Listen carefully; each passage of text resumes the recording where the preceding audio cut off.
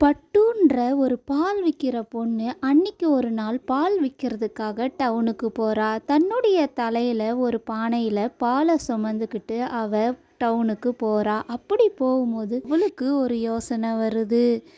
இந்த பாலை நாம் விற்றா எப்படியும் நிறைய காசு கிடைக்கும். அந்த காசை வச்சு நாம் நிறைய கோழி வாங்கலாம். அந்த கோழி போடுற முட்டையை எடுத்து பக்கத்து வீட்டுக்காரங்களுக்கு விற்றோன்னா நமக்கு இன்னும் நிறைய காசு கிடைக்கும். அந்த காசை வச்சு நாம் என்ன பண்ணலாம்?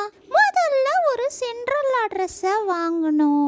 அந்த சிண்ட்ரெல்லா ட்ரெஸ்ஸை வாங்கி நாம் போட்டுக்கிட்டு டவுனுக்கு போனோம். அந்த டவுனில் இருக்கிற எல்லா பசங்களும் என்னையே பார்ப்பாங்க.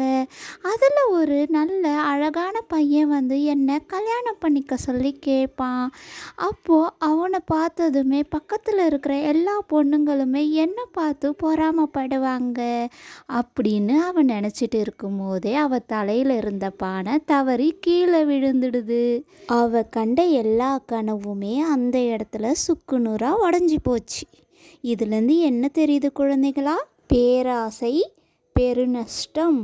நாம் அளவுக்கு மீறி எதுக்கும் ஆசைப்படக்கூடாது. இறைவன் நமக்கு என்ன கொடுக்குறானோ அதை வச்சு நாம் சந்தோஷமாக வாழ பழகிக்கணும். இந்த வீடியோ உங்களுக்கு பிடிச்சிருந்தா மறக்காமல் என் சேனலை சப்ஸ்கிரைப் பண்ணிவிட்டு லைக் பண்ணிவிடுங்க. தேங்க்யூ.